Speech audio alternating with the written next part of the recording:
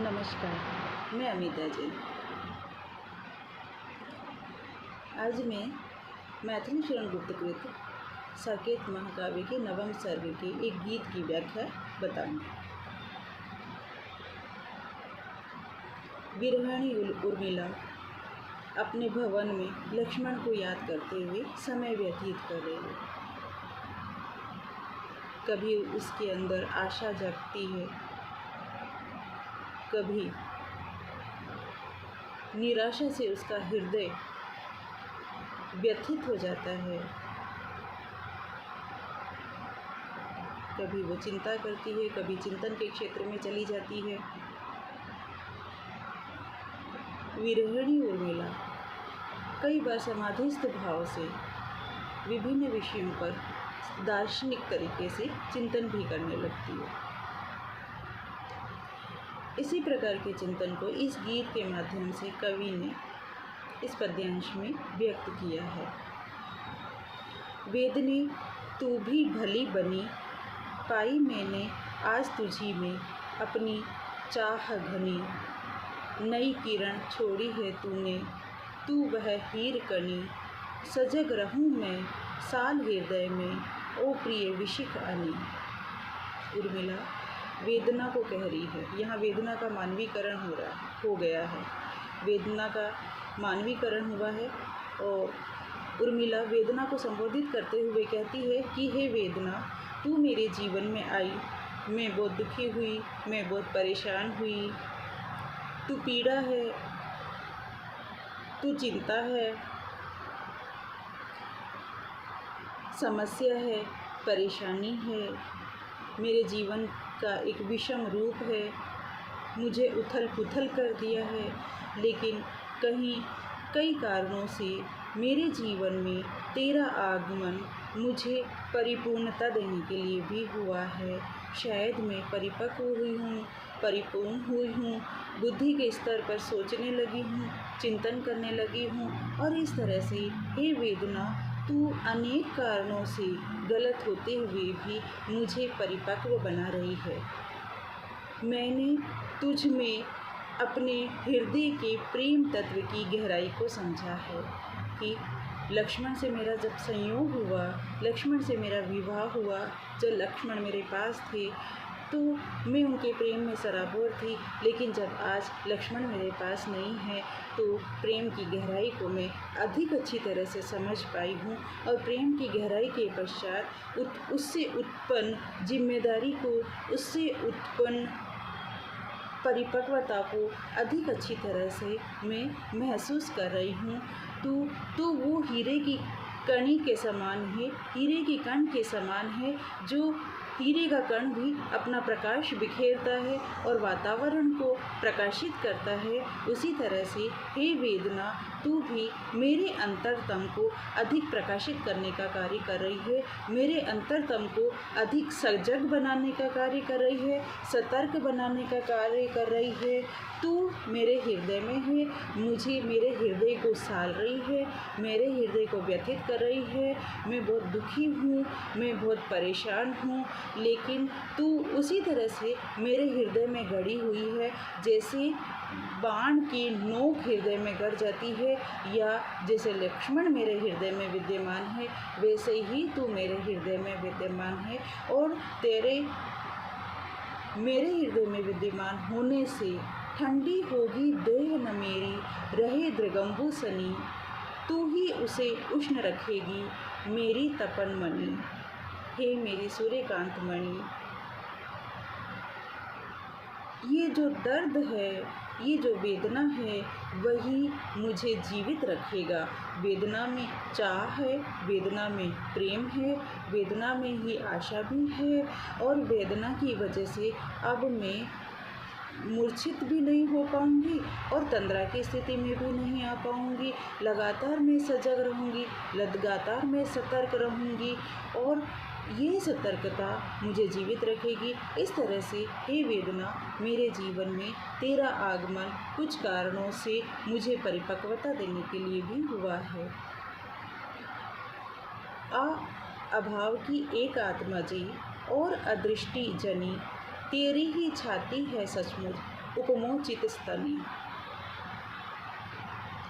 उर्मिला कहती है कि अभाव की पुत्री है, अभाव की आत्मजय है, और वो अभाव है लक्ष्मण का मुझसे दूर होना, लक्ष्मण को देख नहीं पाना। और इस तरह से लक्ष्मण को देख नहीं पाने की वजह से तू उत्पन्न हुई है, और अभाव की तू आत्मजा है, अभाव की तू बालिका है, अभाव से तेरा जन्म हुआ है।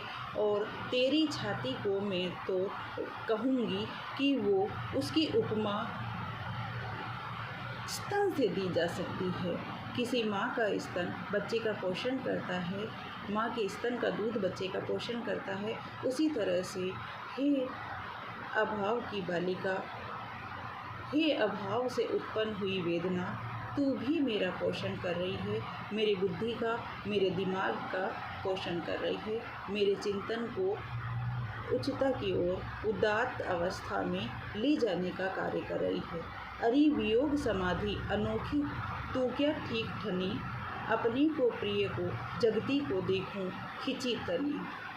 अर्थात उर्मिला वेदना को कहती है कि वियोग की अवस्था में मैं एक समाधिस्थ भाव से रह रही हूँ। वेदना की अवस्था में जैसे कि मैं तपस्विनी के रूप में परिवर्तित हो गई हूँ। मुझसे तेरी क्या ठनी है वेदना, मैं तो तुझे पाकर और भी अधिक उच्चता की ओर अग्रसर होती जा रही हूँ। अब मैं अपने आप को देखती हूँ, प्रिय को देखती हूँ और इस संसार को देखती हूँ। मेरे चिंतन का विकास हो रहा है। मैं संसार के बारे में सोचने लगी हूँ, जग के बारे में सोचने लगी हूँ, जग के लोगों के बारे में सोचने लगी हूँ। और मैं अभावग्रस्त उर्मिला उन लोगों के बारे में सोचने लगी हूँ जो स्वयं भी अभावग्रस्त हैं। उन लोगों के अभावों को, उन लोगों के दुख को दूर करने की इच्छा रखने लगी हूँ जो दुखित है। उन कृषकों के बारे में सोचने लगी हूँ जो अपने जीवन का समर्पण करके सारे संसार का पोषण किया करते हैं। उन स्त्रियों के बारे में सोचने लगी हूँ, उन गरीब स्त्रियों के बारे में सोचने लगी हूँ जो शिक्षा से विहीन है और शिक्षा से विहीन हो जाने के कारण अपने जीवन को अच्छी तरह से नहीं जी पा रही हैं, अभावों को दूर नहीं कर पा रही हैं। इस तरह से वेदना तूने मेरे चिंतन को विकसित अवस्था में ला दिया है। मनसा मानिक मुझे मिला है, तुझ में उपल खनी, तुझे तभी छोड़ूं जब सजनी पाऊं प्राण घनी। मुझे मन का मानिक मिल गया है, मन का मोती मिल गया है, लक्ष्मण के रूप में मुझे सब कुछ मिल गया है। और हे वेदना, तू तो पत्थर को भी खाक कर देने वाली है, लेकिन मुझे नहीं खाक कर पा रही है क्योंकि मेरे अंदर लक्ष्मण का अगाध प्रेम विद्यमान है। और उस प्रेम की अगाधता को, उस प्रेम की विराटता को, उस प्रेम की गहराई को अब मैं और भी अधिक अच्छी तरह से महसूस कर रही हूँ। और हे सजनी, हे सखी, हे वेदना, मैं तो तुझे तभी छोड़ूंगी जब मुझे लक्ष्मण मिल जाएंगे। हे वेदना, तुम मुझे छोड़ दो ना छोड़ो, लेकिन मैं तो तुम्हें तभी छोड़ूंगी जब मेरे प्रियतम मुझे मिल जाएंगे। उनके नहीं मिलने से मेरे जीवन में कष्ट आया है, उनके मिल जाने से मेरे जीवन का कष्ट भी चला जाएगा। इस पद्यांश में कवि उर्मिला के माध्यम से यह बता रहे हैं कि वेदना भी, कष्ट भी, समस्या भी, परेशानियां भी व्यक्ति को किस तरह से परिपक्व करती है। कष्ट की अवस्था में ही मीरा परिपक्व हुई थी, कष्ट की अवस्था में ही सूर और तुलसी परिपक्व हुए, कष्ट की अवस्था में ही घनानंद जैसे कवि कहते हैं, मोही तो मेरे कवित बनावत। और कष्ट की अवस्था में ही व्यक्ति अपने चिंतन को अधिक विकसित, अधिक विराट, अधिक व्यापक कर लेता है। विभिन्न उपमानों के द्वारा वेदना की सार्थकता इस पद्यांश में बताई गई है। चिंता चिंतन की ओर ले जा रही है। सूरदास कहते हैं, ऊधो मन माने की बात, दाग छुआड़ा छाड़ी पर विष कीड़ा विष घात। कि हे उद्धव, मन मानने की बात है। उसी तरह से उर्मिला भी कहती है, उर्मिला का भी जीवन है, वो भवन में रह रही है, लेकिन वेदना की स्थिति में अपने जीवन की सार्थकता को अधिक महसूस कर रही है। प्रसाद कामायनी में कहते हैं, चिंता करता हूँ मैं जितनी, उस अतीत की उस सुख की उतनी ही बनती जाती रेखाएं दुख की। लेकिन यहाँ उर्मिला कहती है कि जितनी मैं चिंता करती हूँ, जितनी लक्ष्मण को मैं याद करती हूँ, जितनी दुखित अवस्था में रहती हूँ, जितनी वेदना की अवस्था में रहती हूँ, उतनी ही अधिक से अधिक समाधिस्थ भाव की ओर भी अग्रसर होती चली जा रही हूँ। इधर उर्मिला कहती है वेदना को अभाव की एक आत्मजे, उधर प्रसाद कहते हैं, हे अभाव की चपल बालिके। इस तरह से अभाव की स्थिति में ही चिंता की, वेदना की उत्पत्ति होती है। लेकिन यहाँ पर उर्मिला वेदना को भी जीवन की परिपक्वता के लिए सहायक के रूप में बताती है। यह गीत बहुत सुंदर बन पड़ा है, उर्मिला के भावों को अभिव्यक्त करता है। उपमा अलंकार यहाँ पूरे पद्यांश में व्याप्त है, संस्कृत शब्दावली है, तुकांत गीत है। इस तरह से यह गीत, यह पद्यांश अपनी विषय और अपनी शैली के माध्यम से उर्मिला के भावों को, उर्मिला के चिंतन को व्यक्त करने में पूरी तरह से सफल हुआ है। धन्यवाद।